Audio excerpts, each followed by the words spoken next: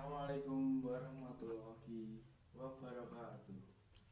Yang terhormat, pembimbing mata pelajaran Bahasa Indonesia, Ibu Yuni Catur SPD MPD, serta teman-teman yang sangat saya banggakan.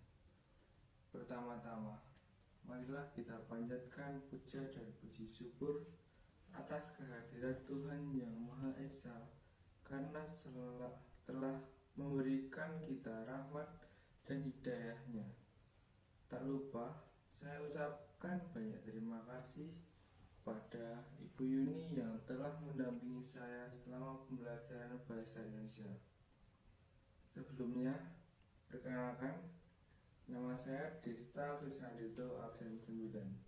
Pada kesempatan kali ini, saya akan menyampaikan sebuah pidato tentang ujian nasional atau UN yang akan diadakan kembali pada tahun ajaran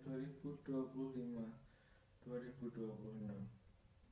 Sebelumnya, ujian nasional telah dilaksanakan di seluruh satuan pendidikan di Indonesia sebagai penentu kelulusan serta siswa atau siswi. Namun, Kementerian Pendidikan dan Kebudayaan atau Kemendikbud memutuskan untuk meniadakan ujian nasional atau UN dan ujian kesetaraan pada tahun 2021.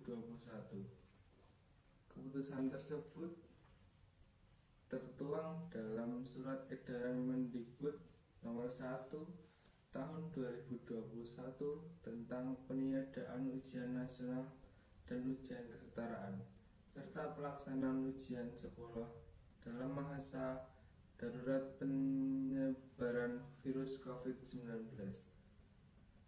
Surat edaran tersebut ditandatangani oleh Bapak Mendikbud Nadiem Anwar Makarim pada tanggal 1 Februari 2021 dan ditunjukkan kepada gubernur, bupati, serta wali kota di seluruh Indonesia. Baru-baru ini beredar kabar bahwa ujian nasional akan diadakan kembali pada tahun ajaran 2025-2026. Hal ini tentunya menimbulkan berbagai tanggapan di kalangan masyarakat, khususnya di kalangan pendidikan. Sebagian orang menyambut baik keputusan ini karena menganggap ujian nasional sebagai cara untuk meningkatkan standar pendidikan serta objektif untuk mengukur kompetensi siswa di berbagai daerah. Ujian nasional memiliki dampak positif lainnya, yaitu dapat digunakan sebagai pertimbangan seleksi masuk jenjang pendidikan berikutnya dan juga sebagai dasar pembinaan serta pemberian bantuan kepada satuan pendidikan untuk pemerintahan dan peningkatan mutu pendidikan. Di Indonesia, ujian nasional juga dapat membuat siswa jadi bersungguh-sungguh dalam mempersiapkan kelulusan. Para siswa pasti menginginkan hasil yang terbaik. Namun, di sisi lain, tidak sedikit pula yang merasa khawatir dengan kembalinya ujian nasional. Kekhawatiran ini disebabkan karena ujian nasional sering dianggap hanya berfokus pada hasil akhir, tanpa memperlihatkan proses belajar dan perkembangan karakter siswa.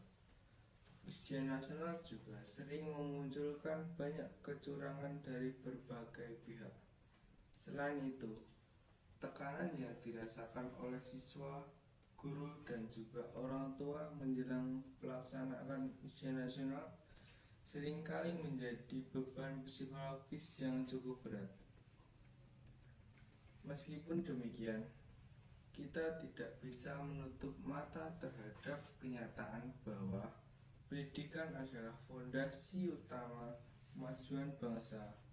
Oleh karena itu, perlu adanya kerjasama antara pemerintah, pendidik, dan juga masyarakat dalam menghadapi kebijakan ini.